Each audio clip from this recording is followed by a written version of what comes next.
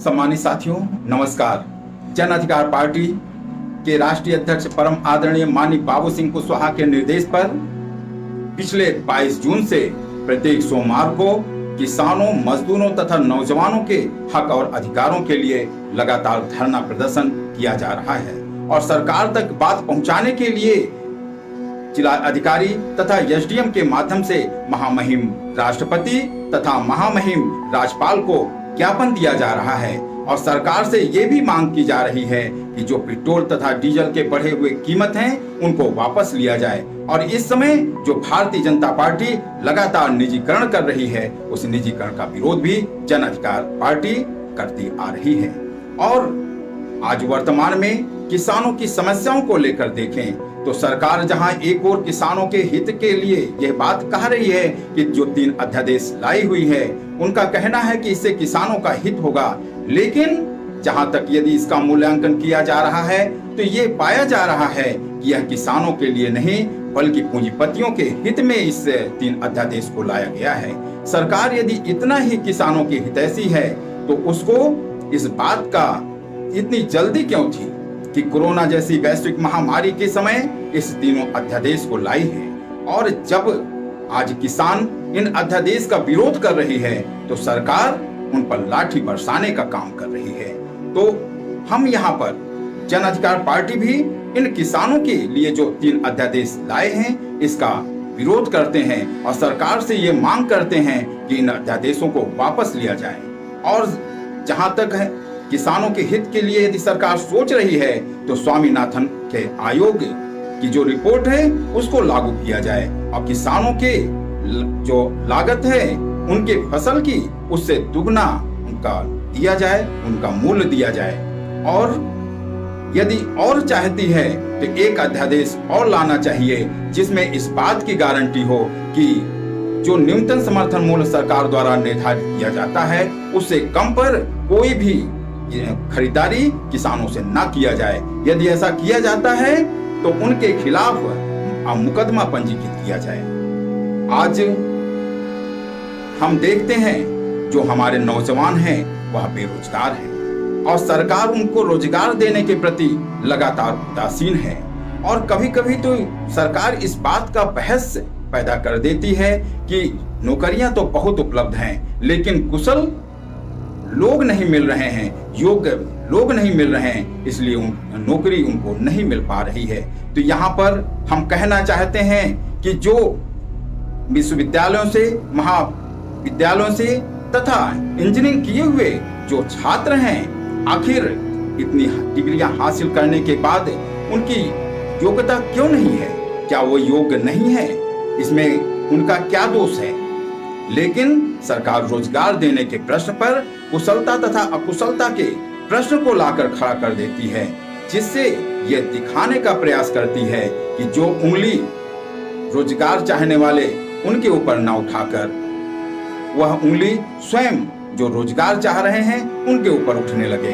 सरकार ये अपना लोगों के अंदर ये संदेश देना चाह रही है कि हम नौकरी तो बहुत है लेकिन योग्य अभ्यर्थी नहीं मिल रहे हैं, तो बराबर उसका ध्यान बांटने का है, यह दिखाने का है कि योग्य छात्र नहीं है।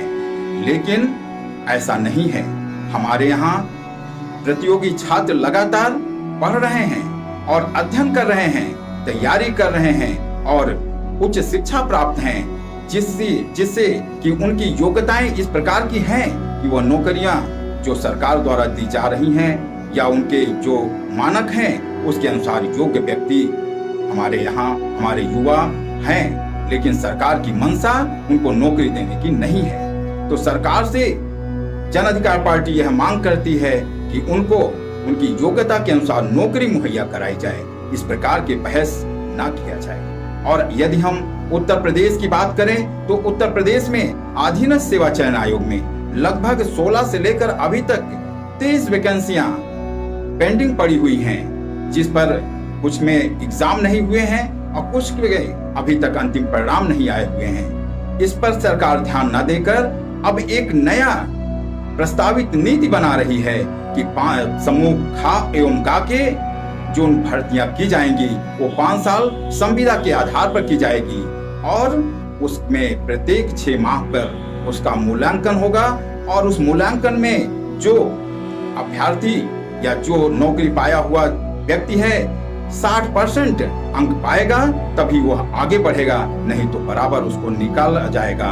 और इस प्रकार के कठिन प्रक्रिया के बाद यदि 5 साल की वह अवधि पूरा कर लेता है तभी उसको मौलिक नियुक्ति दी जाएगी। इस प्रकार का नीति बनाकर सरकार युवाओं को ध्यान बांटने का काम कर रही है, उनको नौकरी देने का काम नहीं कर रही है। और यही नहीं, इस प्रकार की नीति यदि बनाती है तो कहीं न कहीं इन युवाओं को एक बंधुआ मजदूर या उनको गुलामी की दशा की ओर ले जा रही है।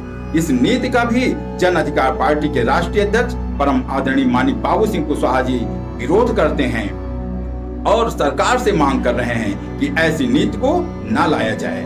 यदि सरकार इतना इच्छुक है नौकरी देने के लिए तो नियमित रिक्तियां घोषित करे और उनको नियमित एग्जाम कराकर उन अभ्यर्थियों को, उन हमारे युवा रोजगार चाहने वाले प्रतियोगी छात्रों को नौकरी उपलब्ध कराए।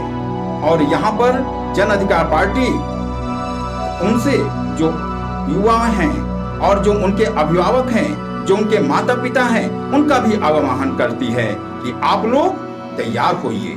जन अधिकार पार्टी आपकी लड़ाई लड़ रही है। यदि आप चाहते हैं कि आपके युवा, आपके बच्चे का भविष्य संवरे तो आपको आना पड़ेगा, सड़क पर आना पड़ेगा, शांतिपूर्वक प्रदर्शन करना पड़ेगा, नहीं तो ये सरकार हमारे युवाओं के भविष्य के साथ खिलवाड़ कर रही है, आप लोगों के साथ खिलवाड़ कर रही है। जन अधिकार पार्टी आप लोगों का नेतृत्व कर रही है, आप लोगों के साथ चल रही है और आप सरकार की जो भी नीतियां हैं, जो हमारे युवाओं के विरोध में है, जो किसानों के विरोध में है, जो मजदूरों के विरोध में है, उसके लिए लगातार धरना प्रदर्शन कर रही है। और हम सभी जन अधिकार पार्टी तथा भागीदारी संकल्प मोर्चा के सभी अध्यक्ष, माननीय अध्यक्ष इस बात का लोगों से आह्वान करते हैं कि आप लोग भी साथ आइए। यदि हम मिलकर चलेंगे तभी हमारी जीत होगी, अन्यथा हम लोग इस सरकार की जो सोच है उसमें हम लोग विफल हो जाएंगे। साथ चलना पड़ेगा, तभी हमारी लड़ाई लड़ पाएंगे, तभी हम इस लड़ाई को जीत पाएंगे। इसी बातों के साथ अपनी बात को समाप्त करते हैं। जय जन अधिकार पार्टी, जय